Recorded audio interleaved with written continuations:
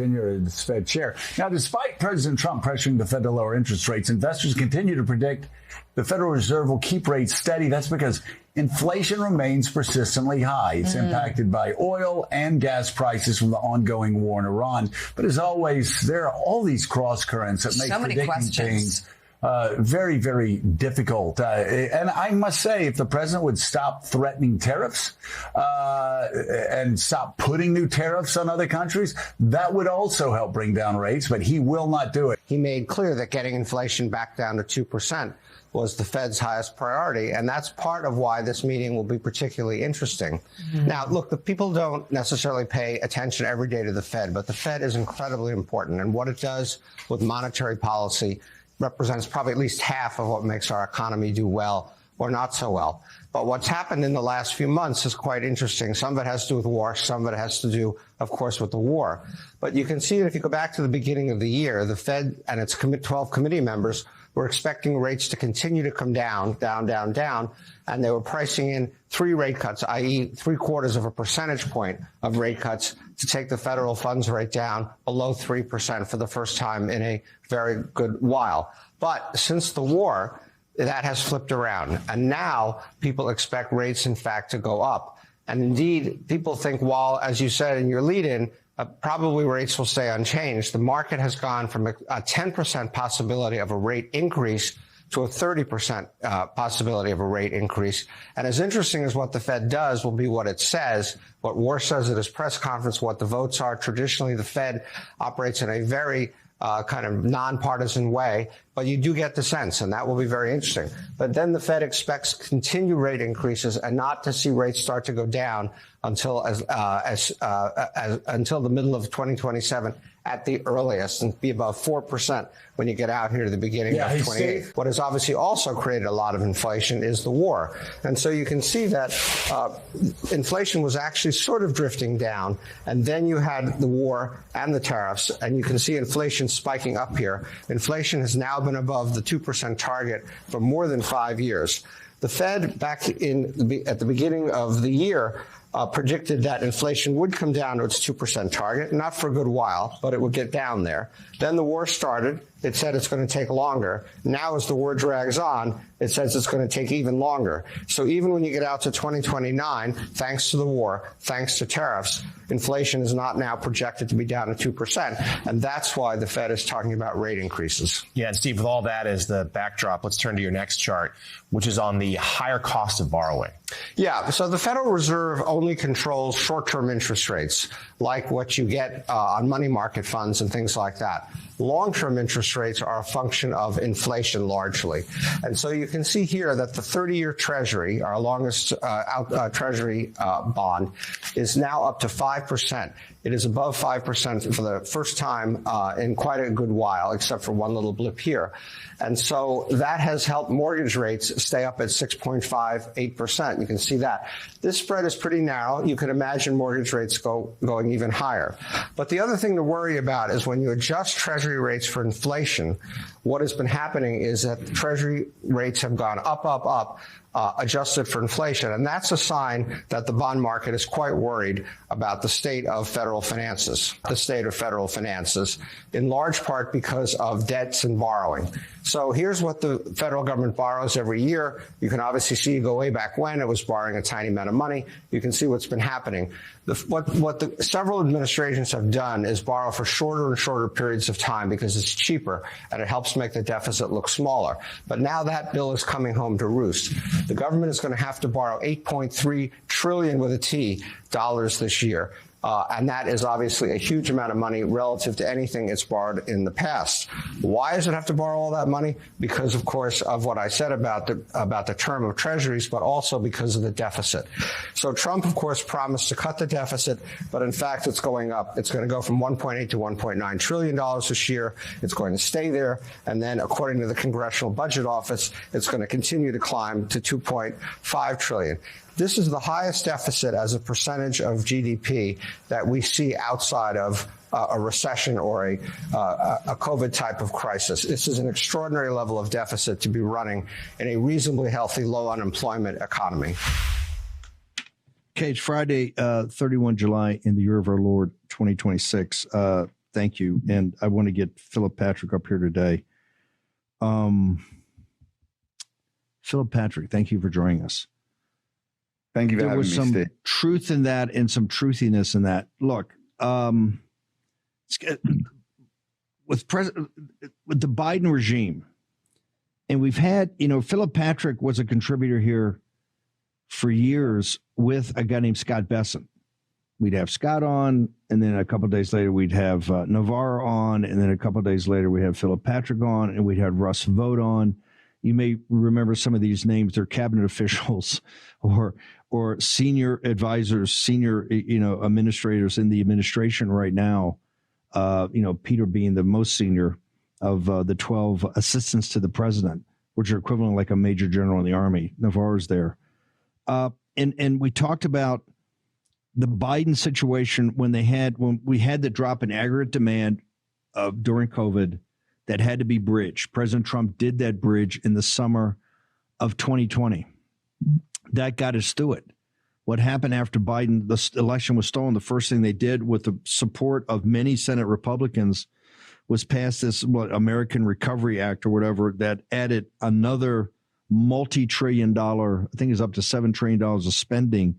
And Phillip, as you said, man, this is going to explode inflation. As we said and Navarro said, we were mocked and ridiculed by all these professionals that said, oh, no, they don't know what they're doing. Of course, it lit inflation and it crushed the purchasing power of the dollar, which we now know because the analysis done by Jeffrey Tucker and others wasn't really a drop of 22 to 25% of purchasing power of the dollar in the Biden years, but a 50% drop in the purchasing power of the dollar when you really calculate correctly.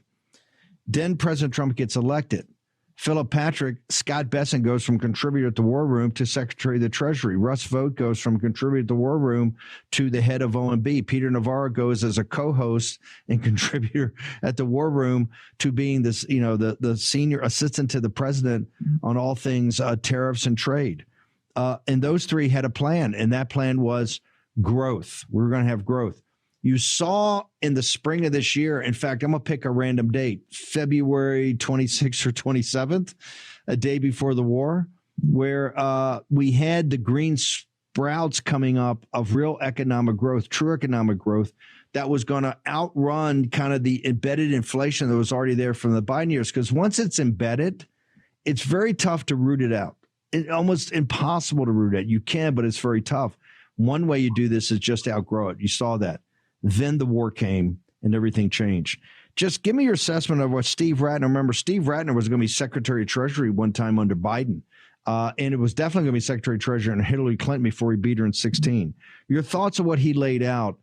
What does it mean for the U.S. dollar, sir? Look, there's a lot of truth to what you just played. And the reality is we're seeing it play out in front of us. The 30-year Treasury yield now has spiked to the highest level since 2007. And it's very clear why. At the end of the day, when people invest or lend money to the federal government for 30 years, it reflects several risks. There's an inflation risk, there's expected future short-term rates, and there's something called term premium, which is essentially the extra compensation that investors demand for locking up money for a period of, let's say, 3 decades. What I think was so important about what's happened this week is the shape of the reaction to the Federal Reserve. Shorter term yields have initially declined, while the 30-year yield surged. Basically, what that means is investors have reduced expectations for immediate Fed action, but have demanded more compensation for long-run risks. And this is where the stuff that you're talking about, unbridled spending and inability to control it, play out. This is a concept we've discussed many times before. The Federal Reserve can control the short end of the yield, but longer term rates are dictated by investors. They're driven by supply and demand. And just look at demand for our debt, right? We talked about this late last year. Gold surpassed federal debt as the #1 central bank reserve asset. Why? Because gold is certainty. Not certainty in terms of price per se, but certainty in terms of access and utility.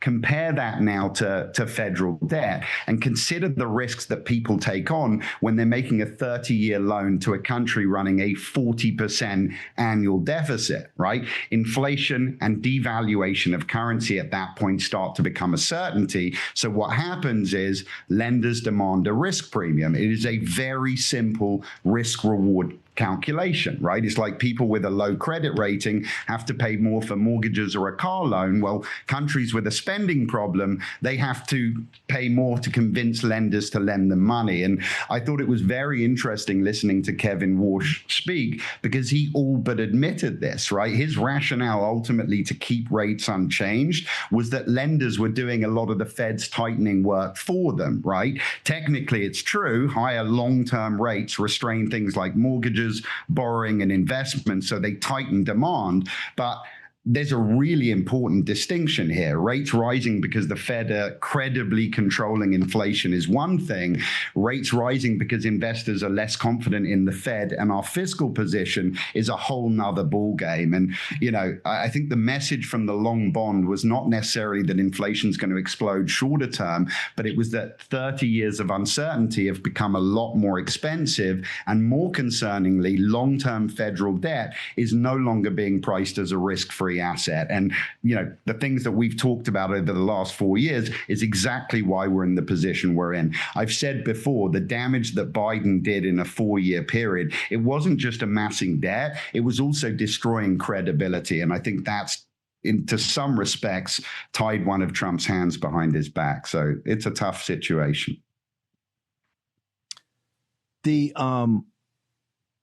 Let's get back to when you talk about the 30-year Treasury, and you talk about here's the dilemma that we have.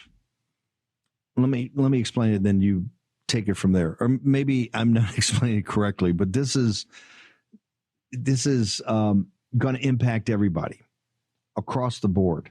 And I think, along with this mass invasion of the country, actually puts the Republic in our inability to deal with it as a great power, which we're not right now, we're just not, puts in jeopardy the entire project of the American Republic, which we're in the 250th year of its birth.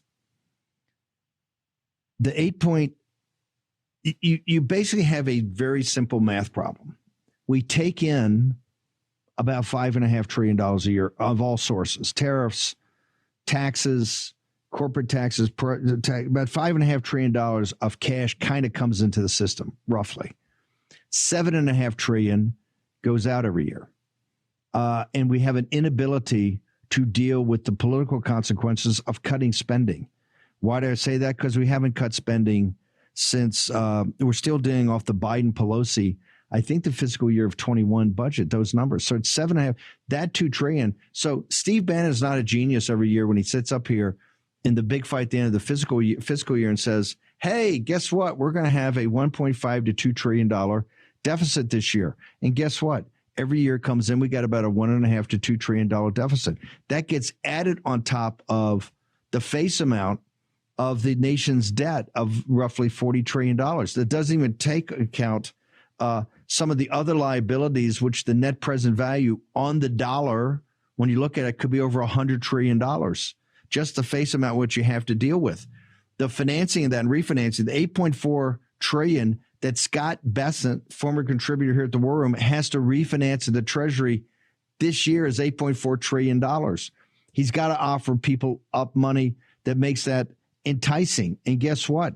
That's why the 10-year Treasury is exploding. That's why the 30-year Treasury is exploding, because people are just sitting there going, I need to be paid more because I'm getting a little jiggy about the direction of this thing, right? And we have a fundamental problem with the business model of this nation. Right now, this business model of this nation is a highly leveraged bet as a country at $40 trillion, running $2 trillion deficits, with a highly leveraged corporate bet, borrowing like crazy on artificial intelligence and massive productivity increases without concomitant mass layoffs in tech. And note to self, that bet ain't playing out. What does that mean for you? What does it mean for the dollar? What does it mean for the future of this nation? All next, Phillip Patrick from Birch Gold will stick around. Short commercial break. Birch Gold, take your phone out right now. Text Bannon, Bannon, to get the ultimate guide for investing in gold and precious metals in the age of Trump. Do it today. Talk to Phillip Patrick.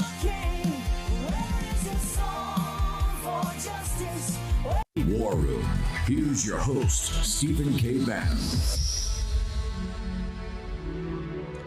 Phillip, punch a hole in my logic, because right now we're like spinning on a wheel, and we're going to do a CR. They're already talking about a government shutdown.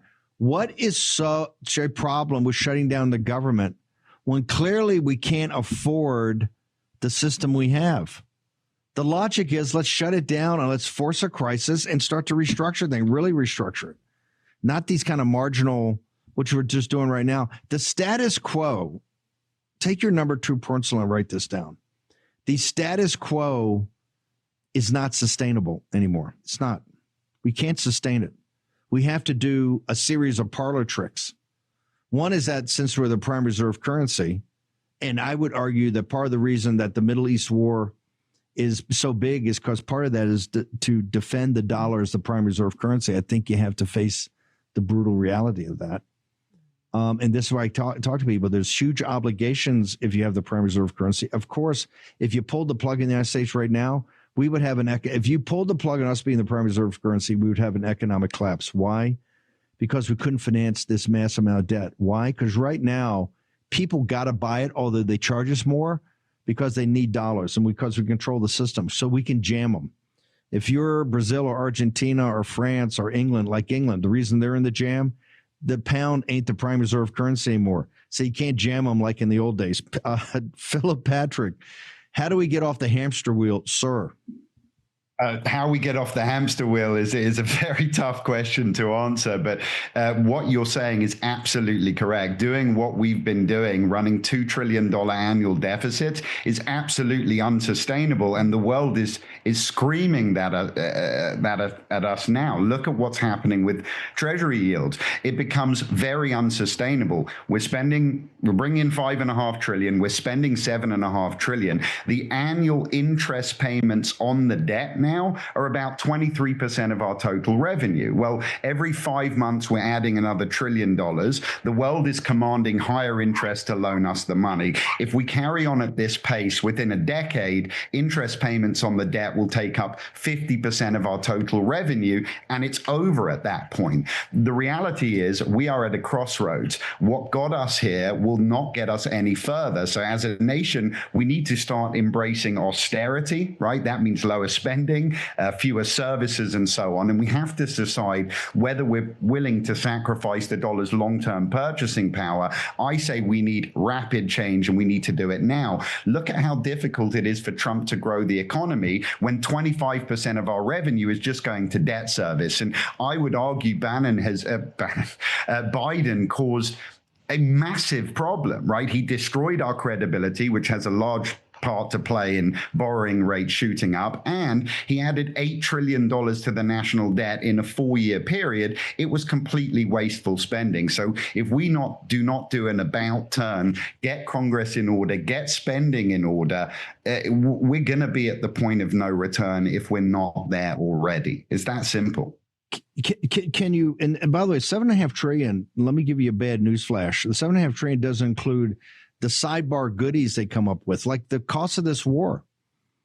Number one, this is why I keep arguing, bang on the table. We need Saudi's money. We need UAE. We need Qatar. All these wealthy monarchies, these corrupt Islamist monarchies in the Middle East, and maybe UAE is not that, but there's still a monarchy there. They got to start stroking checks. Israel's got to stroke a check. Money can't go to them. They got to come back to us, because the deficits I just told you don't include the little excursion we're doing in Iran. That's a whole different sidebar. The spending on our defense is a Department of War is not sustainable. If you're going to be the world's cop, which you shouldn't be, but if you're going to be the world's cop, people that you're protecting on their beat got to be putting a little something in the till for the effort. They're not. It's not sustainable. Phillip, and by the way, with the BRICS nations are not illogical. Of course, many of the BRICS nations, like the CCPs and Backward in Brazil, Lula, are the enemies of the United States. But the Stanford MBAs and Harvard MBAs of those nations that work the HB12C do the math and say, hey, look, the elites in the United States are running a con here on us. And somehow we got to be charging more for their money. We have the resources. They have this thing called the greenback. We got to be charging more, or we got to get off and do our own, somehow do a whole basket of currencies, right? It's not, although a lot of them hate us, want to destroy us, the underlying logic of what they're talking about ain't that far off of being wrong, is it, sir? Not at all. So two things you said there. One, an increase in defense spending at the levels they're touting is an absurdity. To push it to 1.5 trillion would be an absolute disaster. My concern is they took Ferguson's law too literally and are trying to raise defense spending above interest payments. That's not the premise. Secondly, what you're saying is absolutely correct. The Chinese frighten me, as I believe they do you as well, the CCP, I should say, specifically.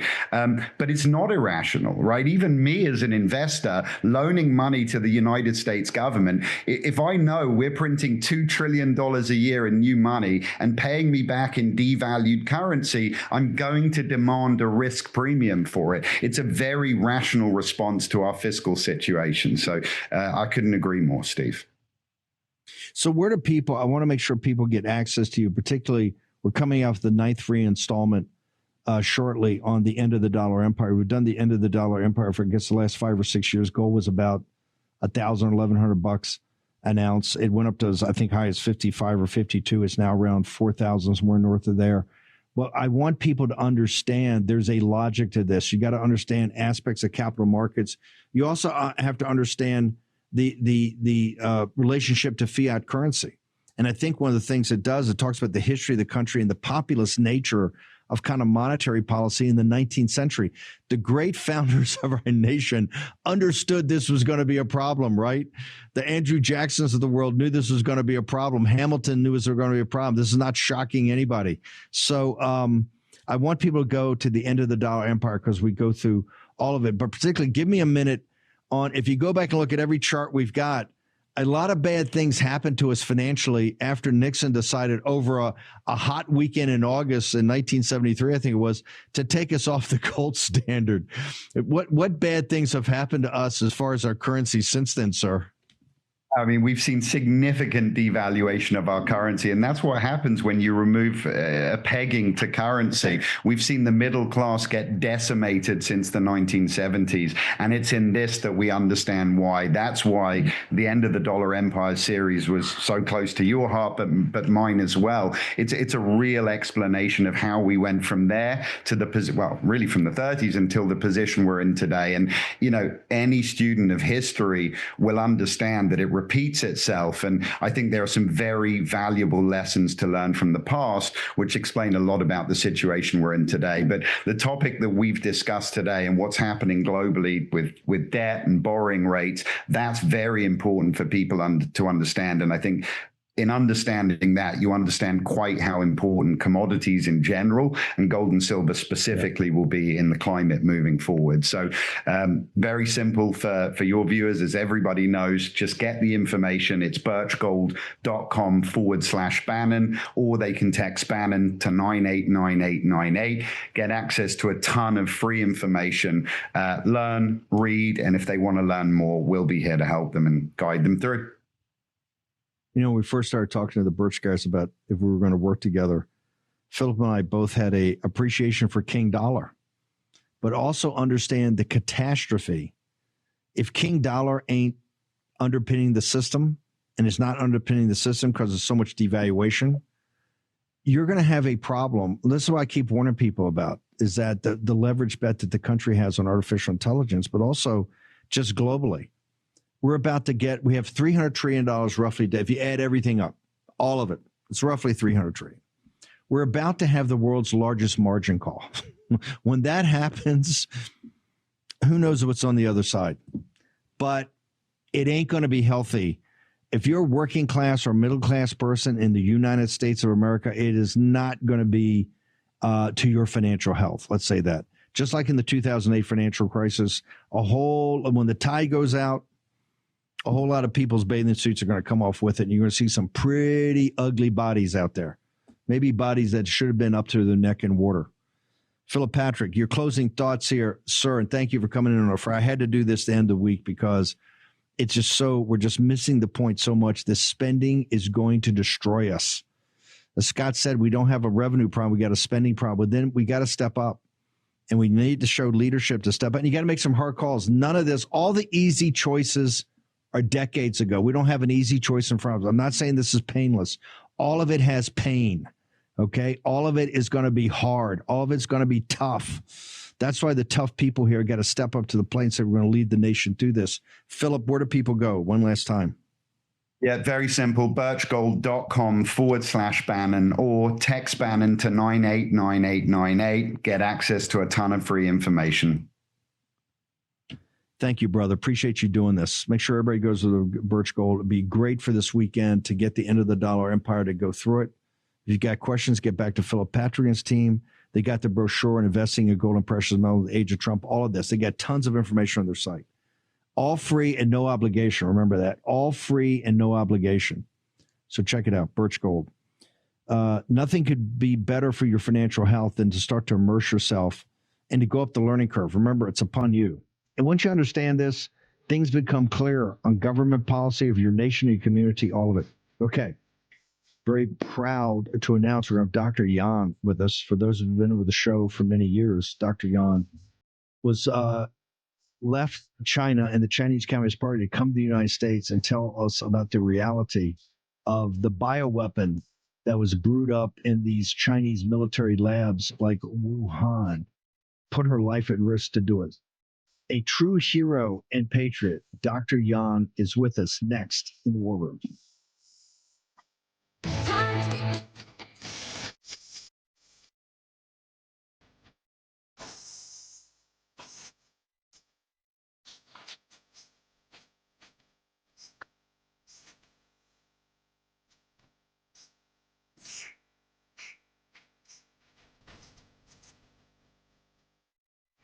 War Room. Here's your host, Stephen K. Bannon. Okay, welcome back. Home title, I can remember, sure, every dream you've ever had is in your home. Don't have it turn into a nightmare. Now more than ever, that can happen quite easily. HomeTitleLock.com, promo code Steve. You get a 14-day trial on their $1 million triple lock protection. You get real cash that can back you up in case anybody comes in and messes with your with the title to your house, particularly monetizes it. Remember the story? I think it was out of Allegheny County. 43 separate real estate as separate entities were either monetized and or sold before people knew it. Once that happens, your life turns. You're just spending all your time trying to get this back. HomeTitleLock.com, promo code Steve. You get a 14-day free trial. No cost to you and no risk. So check it out. Talk to Natalie Dominguez and the teams. HomeTitleLock.com, promo code Steve. Do it today. Don't let your castle become your torture cell. How about that? Check it out, particularly with cyber, AI, all of it. Dr. Yan joins us now. Doctor, just for the show has grown exponentially since the days you were a regular. I just want to make sure people understand. We just had Fauci on. This thing is now exploding all over the globe as a massive issue, particularly here in the United States. You had a very critical role in all of this back in 2020. You were the first kind of real truth teller to come and expose what the Chinese Communist Party was doing. We've got a tweet up from yours recent from last night I think I'm going to get into, but just go back and give people your credentials, your bona fides, and how you got into this story in the first place.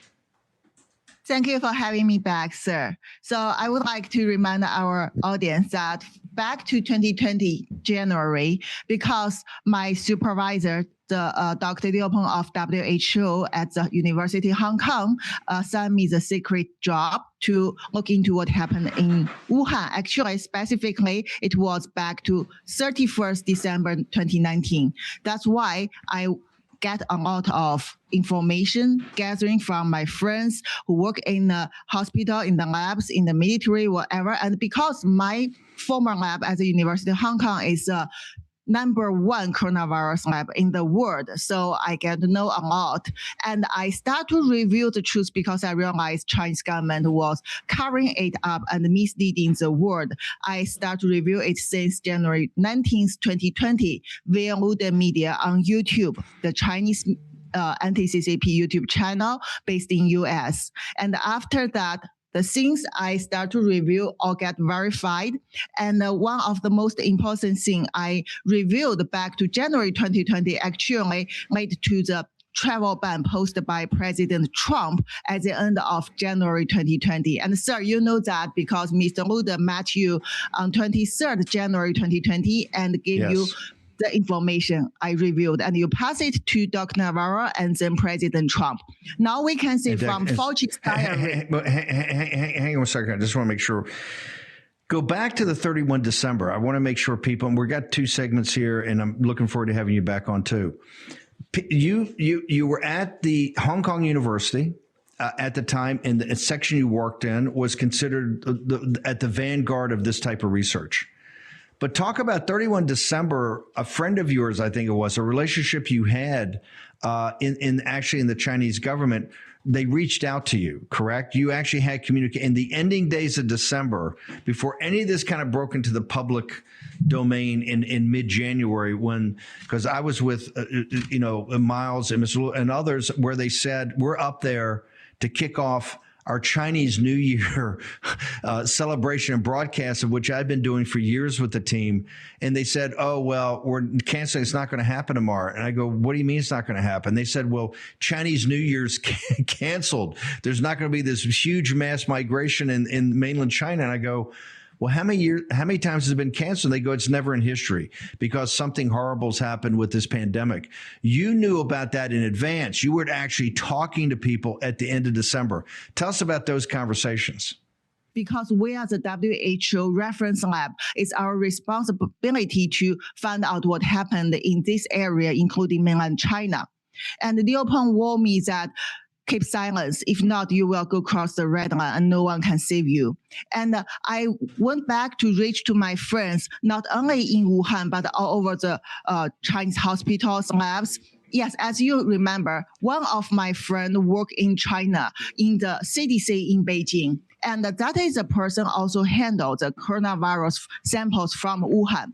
So briefly, I'm the first person outside China who knows that, outside mainland China, and who knows what happened there. Because at that time, everything is totally suppressed.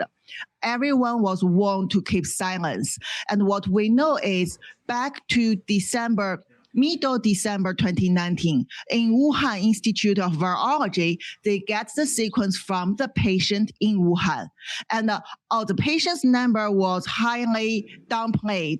And the doctors are not allowed to talk about the outbreak happened in Wuhan. It's definitely not only started from even December 2019. It should be weeks before December 2019. This virus already circulating in the community. And more importantly, Wuhan lab has the sequence back to middle December from patient, but Chinese government asked them to suppress all the things. They don't allow them to review it. And also, they delay everything. And they tell everyone no person-to-person transmission. So no human-to-human transmission, at that time, even until middle January 2020, when Chinese government, the Vice President Liu He came to U.S. to sign the soybean deal with President Trump, they were still cheating you. These are nothing big deal. And altogether, what I found from my friends in China CDC, including how people silence about the truth, I learned from the doctors, I learned from the lab staff in China, and I learned from my military friends related to this kind of work. I gather the truth that is based on the scientific truth, based on the sequence gene of the virus come from military, come from including Wuhan lab, because that is part of CCP's military civil fusion network. And that was not accident. This is a fact we need always to emphasize, because it was not accident, not the sloppy work in the lab. It was released intentionally. And at that time, Chinese government are busy with anything to misleading the world. And also, I figure out the real backbone. It's like the fingerprint of the criminal son. The real backbone of the virus is the People's Liberation Army discovered and uniquely owned bad coronavirus they found from East China in 2017 to 2018. They name it as ZC45 and ZXC21. So everything changed based on this live virus. And I have presented the evidence in the 3-year reports. And we have seen that based on the ODNI declassified documents recently, and also the released documents by Rand Paul and other people in the U.S. government and Congress. You're saying what Tulsi Gabbard, hang on, you're saying what Tulsi Gabbard released right for a second. Hang on for 1 second. I just want to go back in time. You're saying even though the contact came to you in late December, you were convinced pretty quickly that something had happened even earlier. Now you're also saying, hey, this is a bioweapon. There's no doubt that this is a bioweapon. And your belief is that even the excuse that it accidentally leaked out of the Wuhan lab, you're not buying. You're saying that something happened in 2019. Go back to 2019. How early do you think this was released? And do you believe that release was on purpose to basically cause harm, ma'am? Yes, of course. Let me briefly answer your question, sir. Yes, first, from the beginning, I tell people this was not accident. And I'm the virologist working in the biosafety level 3 lab in the WHO reference lab. I worked on coronavirus after the outbreak. So I can tell you, based on all my understanding and my experience and my knowledge of Chinese Communist Party, this was not accident. You can't say an accident happened and cause people's death in Wuhan and cause the whole world damage, but still the chairman, the dictator Xi Jinping are celebrating the trophy. They're telling you, oh, this is a pandemic, makes the East rises and the West falls. And especially this was designated from the lab, from the military by stealing the technology, taxpayers' money from the United States and leverage the corrupted pro-CCP, pro-communism campaign all over the world and to cause the harm and targeting especially CCP's top enemy, the United States. And actually, we also have evidence later from our top sources in military, in Chinese military, Central Military Committee in Beijing near Xi Jinping. We later also from these different sources to verify the virus was released intentionally in the community back to September 2019. At that time, to conduct a community trial using humans. And you can find that is a military-civil fusion exercise conducted in Wuhan International Airport. And the scenario is one person carrying a unknown novel coronavirus disease to China, but later the symptom get controlled, he get treated and things under their control. So that was the exercise several months before the outbreak happened in the international airport in China, in Wuhan, under People's Liberation Army and with Xi Jinping's approval. And also after that, CCP believe they thought they can control the virus. So that's why they held the military sports meeting at the end of October. And even Xi Jinping came to the opening ceremony. And after that, somehow you see the virus spread in the community. And we need to ask them, what did they do in the military sports meeting? What else they have done since they falsely believed they could control the virus and they could just use it to target their enemies? And of course, we know that even though it got outbreak in China, they still welcome the result because when 23rd January, 3 days after I revealed these secrets through the media, Xi Jinping's regime locked down Wuhan, but let the infected people, innocent people, to carry it all over the world, spread it all over the world. And thank God, President Trump got our information in time, and that's why he fight against the Fauci and all the other experts, as you also told me, and other sources also revealed, sir, that President Trump launched the travel ban against Chinese citizens at the end of January that highly delayed the speed of the pandemic go to the United States. Hang on. Let's take a short commercial break. We're going to come back with Dr. Yan in a moment.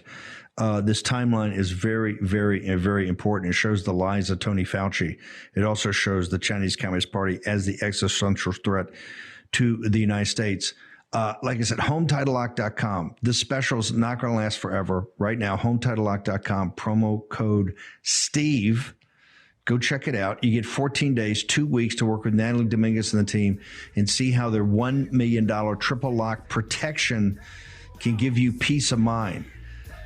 Think about it. 90% of your net worth's tied up in the home. Don't let anyone get their hands on it and monetize it. Only you. Short commercial break. Dr. Yan on the other side. Bring it on and I will fight to the end. Just watch and see. It's all started. Everything's begun. And you are over. Cause we're taking down the CCP. Spread the word all through Hong Kong. War Room. Here's your host, Stephen K. Bannon. Dr. Yan, I only got a few minutes here and I'm going to have you back on, but I just want to make sure I got clear for the audience so they can understand. This was Fauci in the Wuhan lab and his bringing in, talking about gain of function. Is it your knowledge that the Wuhan lab was actually in other military biolabs, because you're the first one I think that broke on the show years ago that there was something like 15 of these labs around China, and I think 5 of them are at the same level of Wuhan. Was Fauci's involvement in him getting gain of function, was that central to the PLA being able to create these bioweapons, or what they did in 2019 was really before the help they were getting from Fauci? So the first thing is Fauci lies, and we see it from his diary and his hearings yesterday. And I've been told everyone that since 2020. But Fauci's role is play as a bridge or as a key factor in the United States to prevent Americans realize the truth. That's very important. And when we talk about the CCP PLA side, they have their own secrets too. And when we talk about people want to know that Fauci gives this knowledge to China. Not only Fauci involved, but also there are a lot of people pro-communist China inside the U.S. everywhere. So that's why China and the U.S., since they get the diplomatic relationship back to Kissinger's period, China can basically get everything from U.S. You open the door to China. And talking about the bioweapon, these technologies, first, we know Chinese government need everything from U.S. They need your nuclear weapon technology. That's why they stole it and get their nuclear power. They need your AI technology. That's why they ask you to make everything transparent. They need all this kind of scientific technology. That's why they can weaponize everything for unrestricted weapon. So Fauci's role played in the biosecurity and biodefense level. He definitely didn't do what he should do. And he lied to you. That's why you suffered from this novel, non-traditional, unrestricted bioweapon from China. But People's Liberation Army, even without Fauci. Hang on one second. I just want to go back. You're saying, so I get this timeline. We're going to have you back on. In September of 2019, you're saying they actually did in an airport an exercise to see if the virus itself could go out. Then later, the military games, because a lot of people confuse it that the military games happen in the summer. You're saying the military games aspect of that, where they decided to spread it to the athletes, occurred in October. That's where you're saying when Chinese Communist Party government officials who really didn't know about it made contact with you in late December, you said, hey, this thing was going, it was pretty evident it had been going on for months and months and months before people thought it broke out in Wuhan, basically in mid-January. Is that basically the correct timeline? It won't go so far back to 2019. I believe the virus actually got out of control, spread in the community in Wuhan. In fact, innocent people should be started from around the military sports meeting. Because previously in the Tianhe Airport excise, they have done very strict control and they did the small scale trial and they thought it's under the control, but they misjudged the transmissibility of the virus. And then later, I believe when they again bring it out of the lab, target their what they want, and around the military sports meeting that period. Actually, we do have the sources told us that they believe it is used to target the sports meeting athletes from overseas. But just at that time, I just want to make sure that people here don't get confused in the narrative, and then we got to bounce. But I'll have you back on. It's just a lie that this somehow inadvertently came out of good scientists working on vaccines, that this kind of came out of Wuhan. No. You're saying that months before, this is a very specific targeting by the People's Liberation Army and the Chinese Communist Party to actually make sure that this weaponized virus would get out. Is that what I'm hearing? Yes, and our sources in the military also later confirmed to us that they know that CCP conducts human trials using their weaponized pathogen in China, not only in Wuhan, also somewhere else. For example, at the end of 2021, they launched the hemorrhagic fever virus excise in Xi'an, another huge city, to try the efficiency and the treatment. Dr. Yan, where do people go on social media? And you've got a show. I want to make sure people get access to the show and that they get your social media.